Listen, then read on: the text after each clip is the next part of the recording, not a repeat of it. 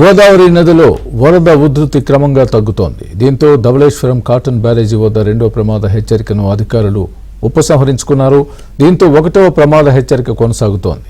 వరద ఉధృతి తగ్గుముఖం పట్టినప్పటికీ లంక గ్రామాలు జల దిగ్బంధంలోనే ఉన్నాయి.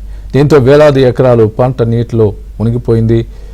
అల్లూరు జిల్లా, తూర్పుగోదావరి జిల్లా, అంబేద్కర్ కోనసీమ జిల్లాలపై వరద ప్రభావం ఎక్కువగా ఉంది. దీనిపై మరింత సమాచారం మా ప్రతినిధి రాజాబాబు అందిస్తారు.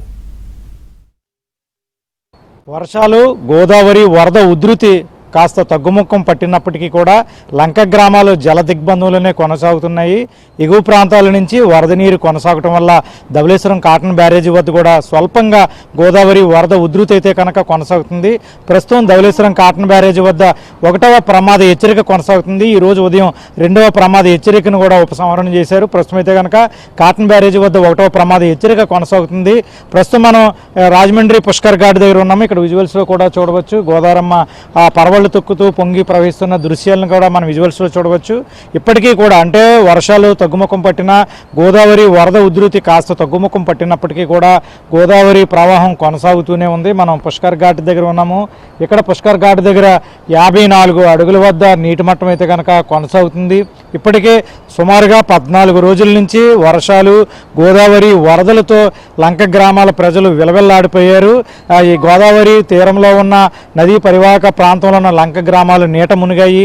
చాలామంది ప్రజలు నిరాశ్రయులయ్యారు. పంట పొలాలు నీట మునిగాయి. అల్లు ఇక్కడ ధవళేశ్వరం కాటన్ బ్యారేజీ నుంచి రెండవ ప్రమాద హెచ్చరిక స్థాయిని మించి గోదావరి ప్రవాహం కొనసాగడం 16 లక్షల క్యూసెక్ల వరద నీటిని ధవళేశ్వరం బ్యారేజీ నుంచి దిగువకు విడుదల చేయడం వల్ల అంబేద్కర్ కోనసీమ జిల్లాలోని 12 మండలాల్లోని మొత్తం 21,500 మంది ముంపు బారిన పడ్డారు. 21,500 కుటుంబాలకి కూడా రాష్ట్ర ప్రభుత్వం ఆర్థిక సహాయాన్ని కూడా అందజేసింది. ఆ అధికారులు ఇప్పటికే ప్రాథమిక అంచనాను రూపొందించి వ్యవసాయ శాఖకు ఎంత నష్టం వచ్చిందనే దాని మీద వ్యవసాయ మంత్రి అచ్చెన్నాయుడు కూడా ప్రాథమిక నివేదిక అందజేయడం జరిగింది. అయితే మంత్రి అచ్చెన్నాయుడు మాత్రం అధికారులు అందజేసిన నివేదికపై అసంతృప్తి వ్యక్తం చేసి పూర్తి స్థాయిలో అంటే పంట నష్టం చాలా తీవ్రంగా ఉంది, అధికారులు అంచనాల కన్నా ఎక్కువ పంట నష్టం జరిగింది కాబట్టి అధికారులు మళ్ళీ క్షేత్రస్థాయికి వెళ్ళి పంట నష్టాన్ని అంచనా వేసి మళ్ళీ నివేదికలు ఇవ్వాలి. త్వరితగతిన రైతులు ఎవరైతే పంటలు మునిగిపోయే వాళ్ళందరినీ కూడా ఆదుకుంటామో, రానున్న రోజుల్లో శాశ్వత ప్రాతిపదికన వరద ముంపు నుండి లంక గ్రామాల ప్రజలను కాపాడేందుకు కూడా శాశ్వత ప్రణాళిక రూపొందిస్తామని కూడా మంత్రి అచ్చెన్నాయుడు కూడా ప్రకటించడం జరిగింది. మొత్తానికి చూస్తే కనుక సుమారు 14 రోజుల పాటు గోదావరి వరద కష్టాలు ఇక్కడ ప్రజలను వెంటాడాయి. ప్రజలైతే కనుక తీవ్ర ఇబ్బందులు పడ్డారు. ఇప్పటికీ కూడా ఒకటో ప్రమాద హెచ్చరిక ధవళేశ్వరం కాటన్ బ్యారేజ్ వద్ద కొనసాగడం వల్ల లంక గ్రామాల ప్రజలు నాటు పడవలపైనే ప్రయాణం సాగిస్తున్నారు. ఇంకా కోనసీమ జిల్లాకు సంబంధించి పీగన్నవరం మండలం ఊడిమూడి లంక వద్ద ఇక్కడ వాటర్ ప్యాకెట్లు వరద బాధితులకు తీసుకువెళ్తున్న ఒక నాటు పడవ నదిలో బోల్తా పడింది.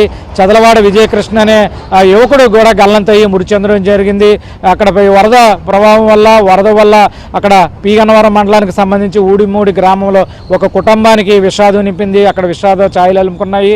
అంటే అక్కడ అధికారులు పీగన్నవరం మండలానికి సంబంధించి ఊడిమూడి లంక, అరిగిలివారిపేట, పెదపూడి లంక, బూరుగు లంక ఈ 4 లంక గ్రామాలకు సుమారు 4,000 మంది ఉన్నారు. వీళ్ళకి నాటు పడవలు ఏర్పాటు చేసినప్పటికీ కూడా అక్కడ సరైన చర్యలు అధికార యంత్రాంగం చేపట్టలేదు.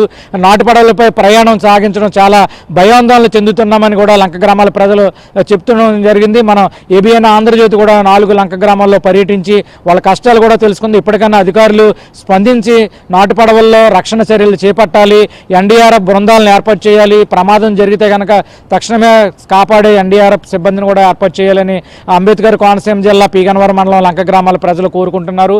భవిష్యత్తులో ఇటువంటి ఏదైతే బోటు బాల్తలో విజయకృష్ణ మృతి చెందాడో అటువంటి సంఘటనలు పునరావృతం కాకుండా లంక గ్రామాల ప్రజలను కాపాడాలని కూడా లంక గ్రామాల ప్రజలు కోరుకుంటున్నారు. మొత్తానికి చూస్తే కనుక 14 రోజుల పాటు వరద ఉధృతి వల్ల లంక గ్రామాల ప్రజలు ఇబ్బంది పడ్డారు, తీవ్ర ఇబ్బందులు పడ్డారు. ముఖ్యంగా పంట పొలాల నీట మునిగాయి, రైతన్నలు ఇబ్బందులు పడ్డారు. ఇది ఉమ్మడి తూర్పుగోదావరి జిల్లాలో గోదావరి వరద వల్ల ప్రజలు ఇబ్బందులు పడుతున్న పరిస్థితి. ప్రస్తుతం అయితే కనుక గోదావరి కాస్త తగ్గుముఖం పట్టినప్పటికీ ధవళేశ్వరం కాటన్ బ్యారేజీ వద్ద ఒకటో ప్రమాద హెచ్చరిక కొనసాగుతున్న నేపథ్యంలో లంక గ్రామాలు జలదిగ్బంధంలో చిక్కుకొని నాటుపాడవలపైనే ప్రయాణం సాగిస్తున్న పరిస్థితి.